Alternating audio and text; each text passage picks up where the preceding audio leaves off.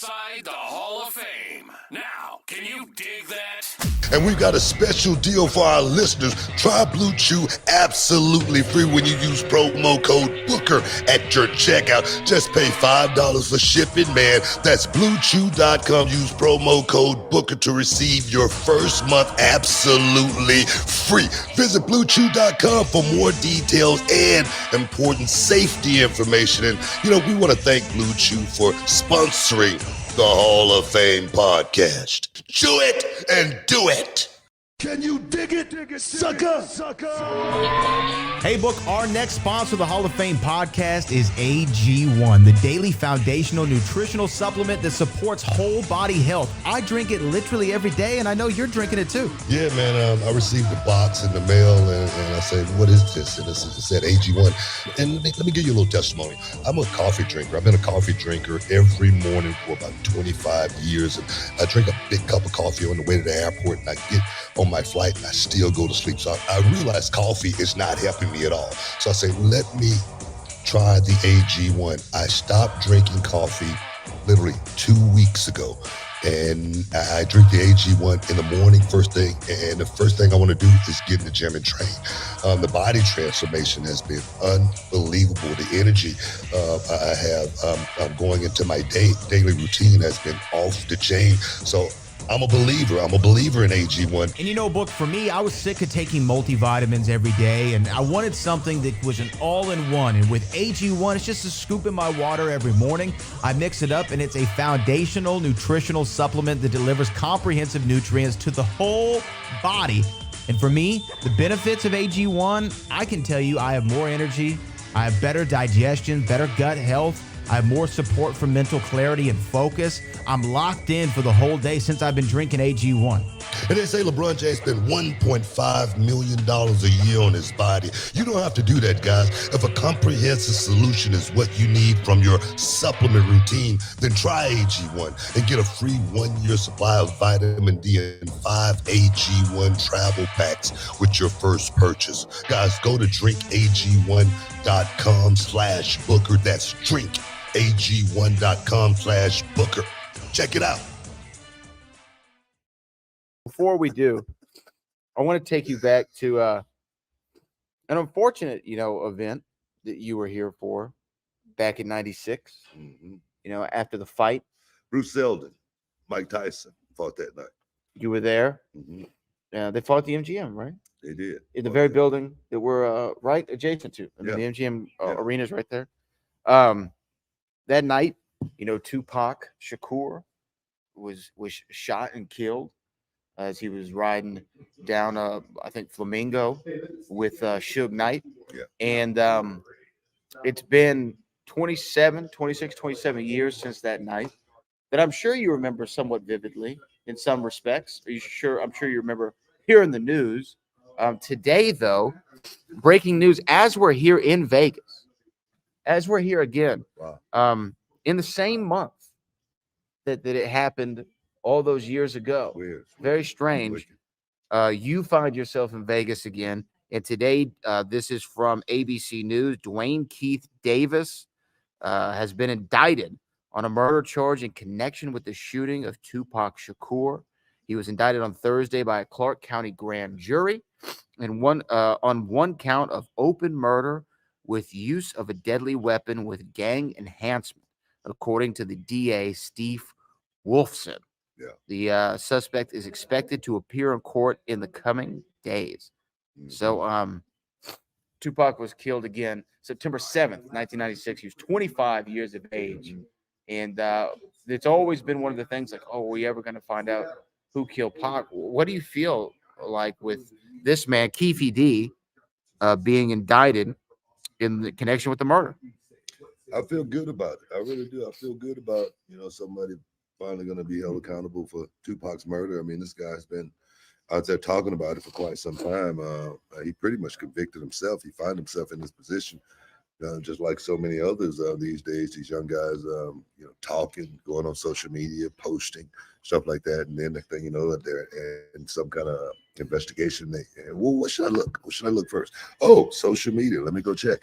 I saw this guy actually talking about this situation on Vlad TV, and when I saw him on Vlad TV, I remember Keefe D, and when we were talking about it earlier off the air, I said, man, I remember seeing this guy on Vlad TV talking about it. Then I saw the name Keefe D. I went, but this is the guy. I said, when I saw that episode of Vlad, I said, this guy about to go to prison. He about to go to jail. He's about to lock himself up. And so many guys that go on Vlad TV find themselves in situations. And right now, this dude is definitely find himself in that situation. Should have kept his mouth closed.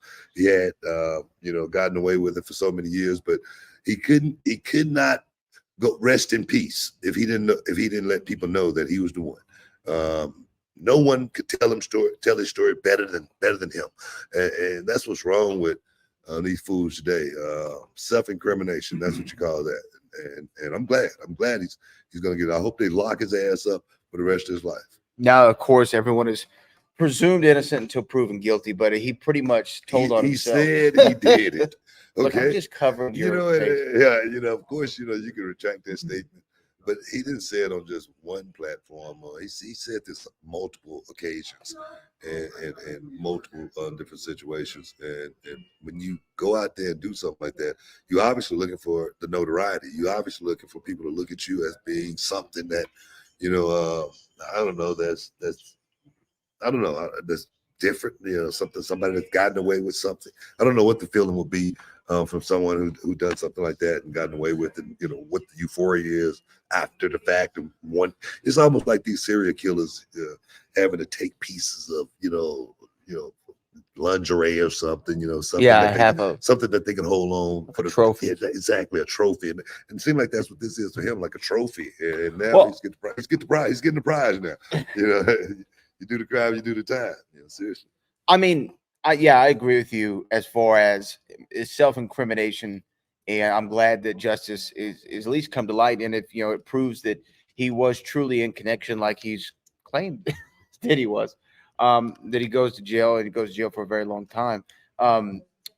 This is what I said to you earlier. I'm like, this happened 26, 27 years ago, right? Why are you still in Vegas? Like, you would have plenty of time to, go to another country, go find the Cayman Islands. Yeah. Find a country that doesn't have extradition. Talk all your talk there. You know what?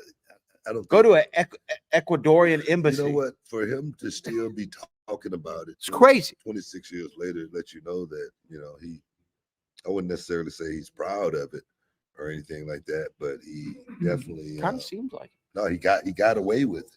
He got away with it. And then, so many people, with these conspiracies and whatnot, they say this and they say that, but so many people said that they knew who did this a long time ago.